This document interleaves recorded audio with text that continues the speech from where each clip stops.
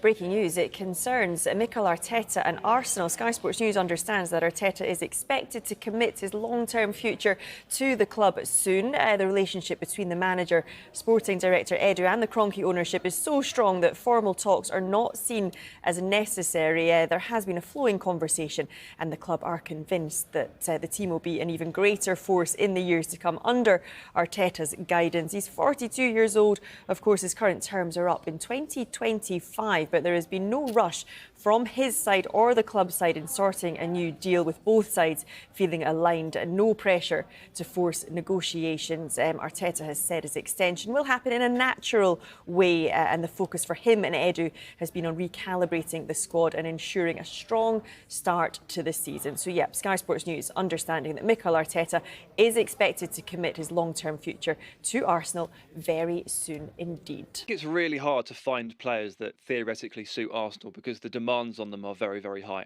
And this is particularly the case for central midfielders. And you can't just go ahead and recommend any old player to Arsenal.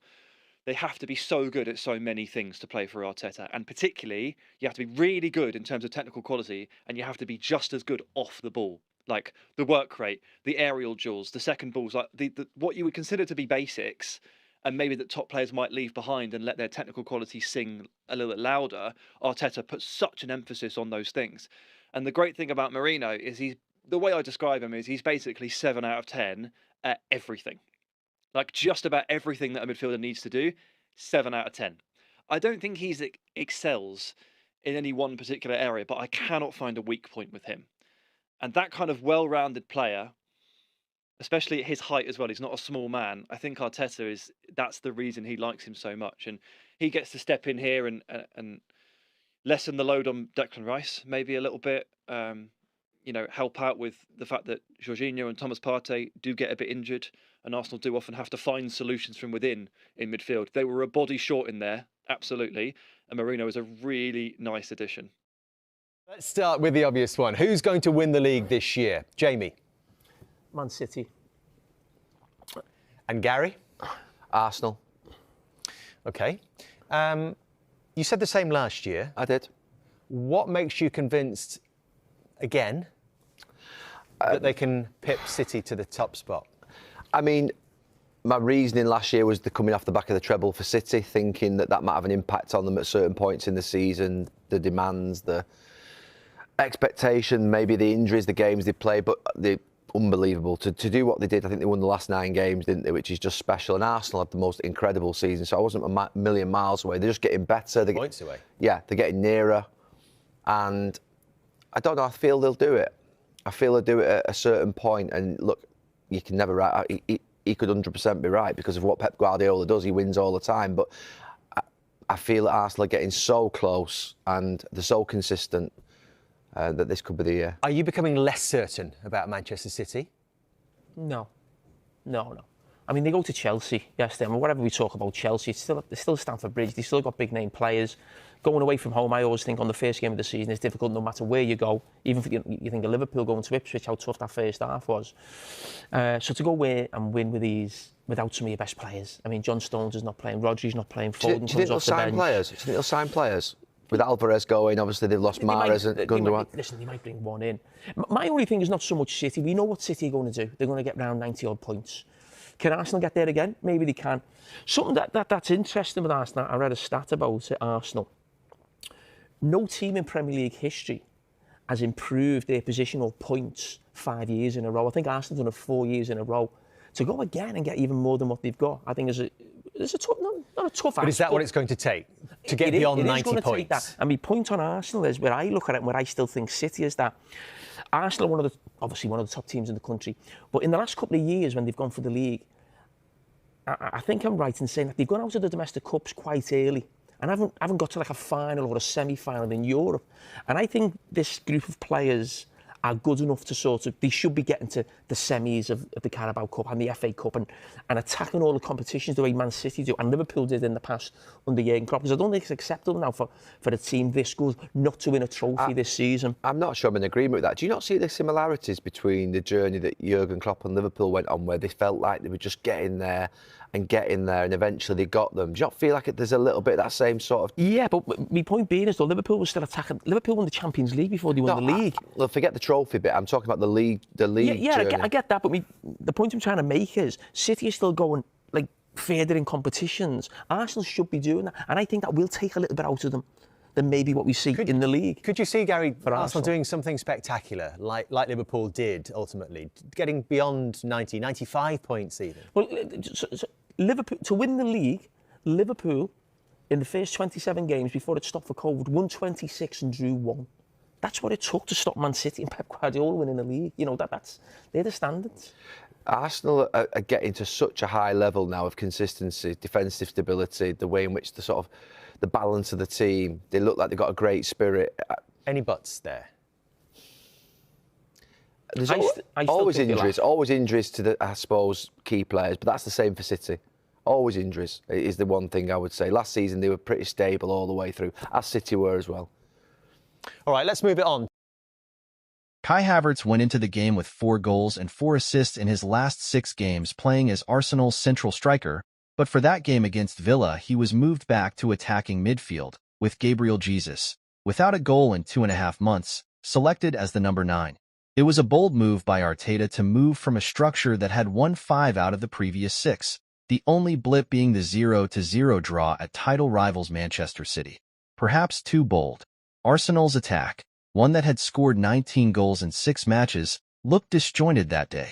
They wasted chance after chance, spurning a first-half XG of 1.32. Villa went on to win 2-0. It remains the only league game Arsenal have lost in 2024 so far, but it cost them last season's title. While Arteta stuck with that same system for one more game, a 2-0 win over Wolves at Molineux. He then went back to what had worked so well before for the final matches of last season: Jesus on the bench, Havertz up front. It has stayed that way going into this season, and ahead another meeting with Villa this weekend. Arteta will surely not make the same mistake. Many have called for Arsenal to bring in a new striker to boost their title hopes, and in the pursuit of Benjamin Sesko, before he committed his immediate future to RB Leipzig, Arteta was tempted. But the Arsenal manager would do well to remember he has a top forward in his ranks in Havertz if form is anything to go by. Since joining the Gunners, the German has started 14 Premier League matches for Arsenal as a central striker, registering 17 goals and assists combined in those appearances. In fact, out of those 14 games, Havertz has at least 1 goal or 1 assist in all bar that goalless draw at City. Havertz got 1 goal and 1 assist in Arsenal's season opener against Wolves last week, and given his form, the fact he can score and create in a single game should no longer be a surprise. It is a stark contrast to the mood Havertz was in 12 months ago. The forward had to wait until November for his first Arsenal goal from open play. Players need some time to adapt and get to know everybody. The club, the relationships, the system, said Arteta after the Wolves game last weekend. He's gained the confidence and the respect of everybody in the way he handles certain situations and in the way he's performing. Perhaps Arteta testing Havertz in an attacking midfield role held the German back a little. The numbers show Havertz playing as a center forward is a completely different animal. Naturally, the German has more shots per game as an Arsenal striker than he does as an attacking midfielder, but the quality of the chance, accuracy of the shot, and the outcome, back of the net most games, is also miles better. In scoring Arsenal's final goal of last season, than the first one of this season, Havertz is giving the impression he is carrying on his form where he left it at the end of May. The number 9 spot is currently his if he keeps this form up and avoids injury.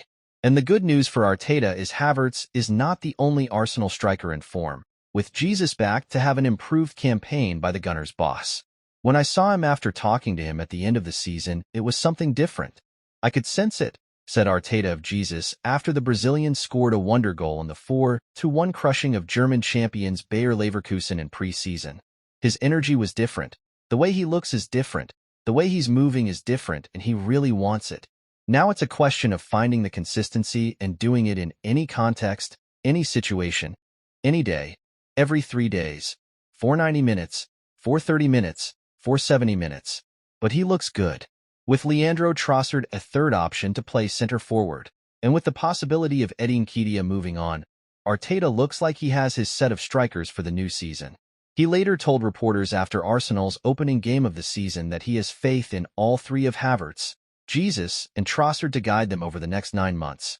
They are the same strikers as before, with the trust and backing to right the wrongs of the end of last season. Arsenal's Charlie Patino set to join Deportivo in permanent $1 million transfer. Charlie Patino is close to making a permanent departure from Arsenal to join Deportivo La Coruña in a transfer worth around $1 million with a sell-on clause included. Patino, 20, has made 2 appearances for Arsenal and memorably scored on his debut in a 5-1 home win over Sunderland in the 2021-22 season. The midfielder has been sent on loan in the past 2 seasons, with spells at Blackpool in 2022-23 and Swansea City last term, and has entered the final year of his Arsenal contract. Similar to Brooke Norton-Cuffy, who has joined Serie A side Genoa, Patino was not used in any of Arsenal's first-team pre-season games, with a permanent exit always likely. An England youth international from under 15 through to under 21 level, the Academy product has a Spanish passport, which makes a move appealing for European clubs. Highly rated throughout his time in Arsenal's youth setup, Patino has shown quality in senior football, but in glimpses which have not always been controllable. He was signed on loan by Michael Duff at Swansea last season, who started Patino in 10 of 16 league games before his sacking in December 2023. Duff's successor, Luke Williams, started Patino just once in the second half of the season, which was the final game of the 202,324 campaign. The midfielder is most well known for his slaloming runs through midfield, but these loans have sought to expose him to the physical aspects of senior football. He scored against Premier League Southampton during his loan at Blackpool, after which then manager Mick McCarthy said the willingness to do it the hard yards is great. I've loved working with him for the last few days. He's going to be a very good player, a talented player. Playing in Spain could fit his style more than his loan to the Championship in